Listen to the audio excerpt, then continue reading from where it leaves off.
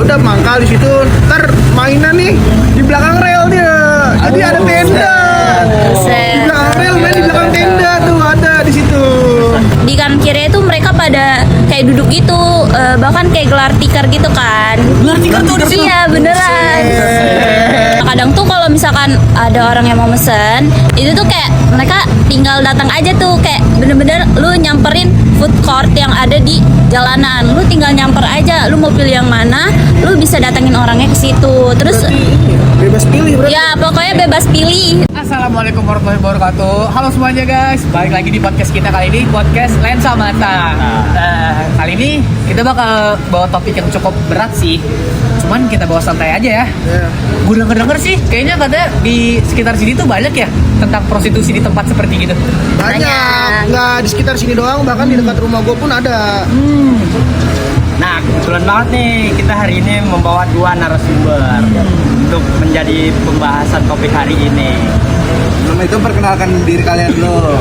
Oke, halo semuanya. Perkenalkan nama saya Muhammad Arkan Asdarwindi sebagai narasumber di Lensa Mata. Hai, perkenalkan nama saya Ratu Arsika Salsabila sebagai narasumber di podcast Lensa Mata. Oke, kita mau bahas dari apa dulu sih nih? Tentang mengenai itu. Emang ada itu gimana sih? Dari lu dulu. Oh, jadi lu kayak penasaran nih. Iya. Gimana alurnya? Yes. Pengalaman. Kalau gue itu deket rumah gue tuh jujur ada kayak gini banyak bahkan. Kalau kalian tahu itu tuh ada di Jatinegara, stasiun Jatinegara tuh. Tahu nggak? Yang rel kereta ya? Rel kereta. Nah, di situ tuh banyak banget nih kayak prostitusi kayak gini. Dia tuh pertama mangkalnya itu malam hari dari sekitar habis maghrib biasanya tuh udah mulai keluar. Bahkan sampai malam, sampai tengah malam tuh pasti ada.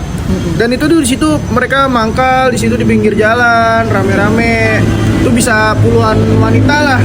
Puluhan wanita ya? banyak banget. di Berarti situ. itu tiap hari itu di situ ada terus. Iya, setiap hari malah. Karena gimana ya? Kadang kayak orang apa kayak polisi atau apa udah ke situ tuh tetap ada lagi karena emang udah budaya dari dulu Budaya ya? emang. Udah mengakar ya? Udah nggak bisa dihilangkan lah malah kayaknya. Bahaya sih. Iya. Aku punya pengalaman kayak gitu tuh. Jadi dia ya udah mangkal di situ. Ntar mainan nih di belakang rel dia. Jadi ada tenda.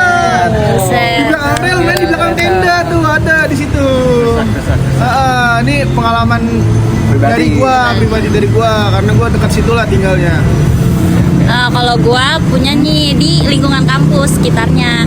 Jadi gua kan ngekos di dekat kampus. Nah, jadi kosan gue itu di dalam gang. Terus pas gua mau masuk gangnya itu di pinggir-pinggirnya itu kayak ada tembok-tembok kan. Terus Kanan kiri itu temboknya? Iya.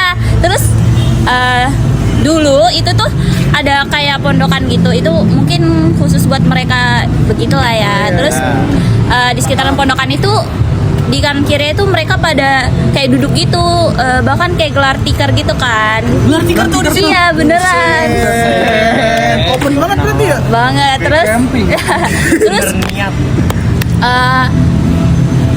pokoknya banyak banget di situ. Nah kadang tuh kalau misalkan ada orang yang mau mesen, itu tuh kayak mereka tinggal datang aja tuh, kayak bener-bener lu nyamperin food court yang ada di jalanan. Lu tinggal nyamper aja, lu mau pilih yang mana, lu bisa datangin orangnya ke situ. Terus Bebas pilih berarti. ya pokoknya bebas pilih dan lu ya mungkin bisa nego ya atau gimana gua nggak tahu.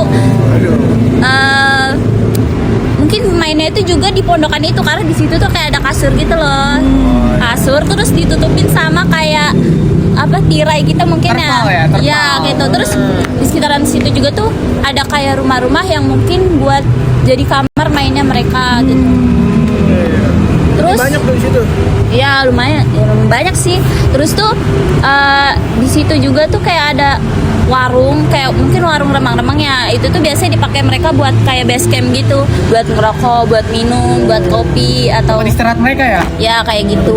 Kumpul lah ibaratnya. Ya kayak gitu deh. Tapi di situ tuh kadang juga bisa sepi kalau misalkan lagi hujan, karena kan tempatnya itu juga gitu kan? ya tempatnya Jadi itu nggak basah. berteduh gitu, nggak ada nggak ada atapnya, nggak ada. Jadi mereka benar-benar kayak Emang udah bergantung cuaca juga? iya kayak orang lagi jualan di pinggir jalan gitu, paham nggak? Nah kayak gitu. Nah guys, langsung aja kita langsung ke part selanjutnya. Kita tanya ke narasumber kita, fenomena itu terjadi karena apa sih? Kalau kita lihat dari struktur sosial tuh gimana ya? Kalau dilihat dari struktur sosial ya, ini tuh nggak keterbatasan oleh ekonomi doang, tapi banyak tuntutan juga seperti kurangnya pendidikan, kurangnya lapangan pekerjaan tuh juga ngaruh banget. Jadi nggak terlepas dari struktur sosial ekonomi doang. Oh, berarti itu bukan semata-mata pilihan pribadi ya? Iya, tapi nggak sesimpel itu. Di sini juga ada penyimpangan sosial juga karena tuntutan orang nggak sesuai normanya juga. Oke, kalau dari interaksi sosialnya itu gimana? Jadi interaksinya itu kayak ada hubungan antara pelaku sama pelanggan. Jadi kayak ada kesepakatan gitu sih. Oh, ini jadi tuh kayak transaksi pada biasanya ya? Iya, kurang lebih gitu sih. Terus juga ada konflik. Misalnya tuh kayak persaingan antar pelaku. Terus juga kayak penolakan dari masyarakat gitu. Jadi kalau kayak gitu nggak selalu berjalan mulus ya? Iya, malah cenderung kompleks banget. Oke, berarti faktor apa aja sih yang bisa bikin orang terlibat? Misalnya tuh kayak imitasi. Jadi orang cepet dapat duit, kitanya tuh ikut-ikutan gitu. Oh, itu tuh jadi kayak dia bisa, gue juga bisa gitu ya nggak sih?